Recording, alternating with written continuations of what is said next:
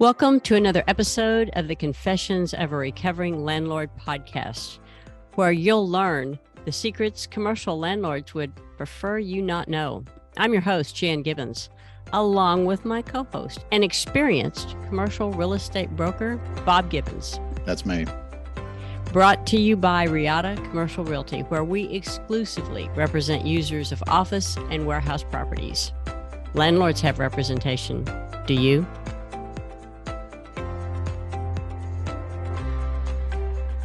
I recently saw an article in our trusty website, BizNow, entitled "Lender Takes Control of PIMCO-Owned Class B Office Complex at DFW's High Five Interchange." I'm sorry. Was that PIMCO or PIMCO? Is there an extra P in there or not? They actually may have to wait till the end of the podcast and then answer it. They actually had to buy extra website space just for that title. But the reason it caught my eye was because of something you recently had reached out to one of our clients because of this very article. First, let me summarize the article for our listeners. The owners of the towers at Park Central defaulted on their loan for the property, and the lender took possession of the collateral, i.e. building. Technically, the lender did not foreclose. Instead, they took what's called a deed in lieu of foreclosure agreement. I'm pretty good at summarizing, right? There's a whole article. Anywho, this was important because we have a client in that building and you reached out to them. Tell us why. Well, we'd negotiated a lease for this client back in 2018, I think it was, and they ended up taking like 19,000 square feet. But it was a bit of an unusual deal. We did a 7-year deal, great client. One of the things that we did differently was that they were coming out of a lease where they only had, I think, 10 or 11,000 square feet, and they needed to expand, but they didn't need all 19,000 square feet immediately. So we did what was called a must take. And the must take was basically, we went ahead and built out the entire 19,000 square foot space, and they started occupying all of that, but they weren't using all the cubes, all the offices yet, because they hadn't grown as much as they were going to. So we basically had them initially start paying as if they occupied only about 14,000 feet for like the first, I want to say 18 months of the lease or something. And then thereafter, it bumped up to the full square footage. So that's what we call an economic must take, because they're physically occupying the whole thing. Because you can't really say, well, I'm not going to use that cube, that cube, that cube. You can't like block that off. So you're basically doing the must take as if they're occupying less square footage, but they're really not. You could also have done a physical must take, where if you said, I have 14,000 feet over here and next door I have 5,000 square feet, I'm not going to use that 5,000 square feet, but until the end of 18 months. And if I do start using it earlier, then I have to start paying for it earlier. Anyway, so that would be a physical must take, but that just didn't make sense in this case. So we had that. We had, of course, options of other kinds for expansion, for renewals, all these kinds of expansions. So anyway, whenever I heard about this deed in lieu of foreclosure, I reached out to the client just to let them know that, in a foreclosure, a true foreclosure, the landlord who is, the lender who is now the landlord, has the right to terminate any lease they don't like and kick that tenant out of the building. Now, that's extremely rare, but that is the right that a company has, a lender has, if they foreclose on a building. The exception to that is when there's something called an SNDA that has been signed.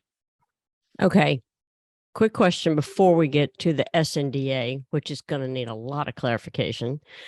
Does a lender who takes over a building using a deed in lieu of foreclosure have the same right as if they'd just gone through the whole foreclosure proceeding? Yeah. So as I said, if they actually foreclose, then the lender, now landlord, has the right to terminate the leases. So great question. What about in a deed in lieu of foreclosure? And I had the same question because I wasn't 100% sure. I didn't think that they would have that right, because let's say there are junior liens. So you have the primary lender, the bank that gave a loan for 60 or 70 or whatever percentage of the value of the property. when they, whoever the owner is, refinanced or bought the building. Well, they may have also gotten some junior liens. Maybe they got a second mortgage. Maybe they there's a lien on there for let's say they didn't pay a mechanic's lien, like a general contractor, or they didn't pay a broker and the broker filed a lien. There could be all these other liens. And so in a deed in lieu of foreclosure, those junior liens still remain active and valid. So I kind of assumed that meant that the landlord probably didn't have the right to terminate the leases either, because a lease is kind of like a lien on a building. It's a right to use a portion or all of a property. So it's a claim to the usability of the property. So if those junior liens were still going to be valid, I assumed that probably meant the lease. But, I'm not an attorney. I don't want to be an attorney. So I contacted a few attorneys that I know that are in commercial real estate and asked them if the deed in lieu of foreclosure gave that lender, now landlord, the right to terminate the leases. And they both said, no, they don't. But what they did tell me was that if a lender accepts a deed in lieu of foreclosure, that does not extinguish their right to go ahead and foreclose. So that's kind of the interesting thing. You can do a deed in lieu of foreclosure, and then that lender can still go through later a true foreclosure if they choose to do that. Now, why would they do that? Who knows? Maybe because of the liens. Maybe there's junior liens they decide they don't want and they want to get rid of those. Maybe they do decide they want to terminate a lease for some reason. It's extremely rare that you have a lender who, even when they foreclose a building, that will actually exercise their right to terminate a lease. Okay. Explain to the blonde, what is an SNDA? Well, it stands for Subordination and Non-Disturbance and Attornment Agreement. Still not clear. Oh, how could that not be clear? All right. So basically, in layman's term, this agreement basically states that in the event the lender takes the building back from the owner for non-payment or whatever reason, they will honor the lease for that particular lease and leave the tenant in place. So usually this is not a big deal because, lenders don't want to be landlords. They really don't want to foreclose on a building. So, the risk of having them actually terminate a lease is extremely low, but it's probably still a good idea in most cases, or in many cases, to get this SNDA. Okay, so give me a couple of examples, circumstances where having this SNDA in place benefits our client. Well, first of all, most large tenants will ask for an SNDA and will get it. But you might also ask for this in other circumstances. So like, for example, with the client that we mentioned at the beginning of this that had 19,000 feet. Well, 19,000 feet sounds like a pretty good size lease, but, as a percentage of that building, which was like, I want to say 800,000 square feet or so, it wasn't very big as a percentage of the overall property. So, would it get the landlord's attention? We wanted it partially because of their size, but we also wanted it because of all those other things, the must take that I mentioned, the options that they were able to get, so let's say you negotiated a deal where the rent was low for some reason. Let's say the current landlord had problems with cash flow and they couldn't fund the tenant improvement allowance. So the tenant paid for their own improvements and got free rent in return for that, or a lower rental rate in return for that. Well, in that situation, a lender now forecloses the building. They see that low rent. They might be able to say, hey, I'm going to be able to pop the value of this building by terminating that lease and putting somebody else in there that's at a higher rate. So that might be a case. Maybe there's an obligation in the lease for the landlord to later provide a refurbishment allowance. Let's say you did a 10-year deal or a 15-year deal, which is unusual, but 10 is not unusual. And after 5 years, the landlord has to provide the tenant with an allowance to kind of freshen up the space. So that's a financial obligation the landlord might not want. What if the tenant has the right to terminate the lease? So here in this situation, let's say The lease was signed when the rental rate was $35 a square foot. The market has now gone down, and the tenant has the right to terminate the lease. Well, the tenant might want to get rid of the lease for some reason in that situation, and the lender foreclosing on it might sort of want to beat them to the punch for some reason. I mean, who knows how that works? But anyway, bottom line is there may be several reasons why a tenant might want to lock in the value that was created in that lease. It's under market. They have certain options that are beneficial to them, et cetera. Now, I'll tell you also, landlords do not like being required to get an SNDA, because that means they have to go to their lender and say, hey, lender, would you sign this document saying that if you ever foreclose on me, you're not going to disturb this tenant? That's not a comfortable conversation. Now, it's not an unusual thing to happen, though. It's just, I'm not going to say it's routine, but you only usually get this on really large tenants or very unusual circumstances. So, it may be something that the landlord has to do, even though they really would rather not do it. Okay, so basically, this isn't just a paragraph in the lease or an exhibit or addendum. There's a bit more to it because there's parties involved, i.e. the lender, more than just the tenant and the landlord.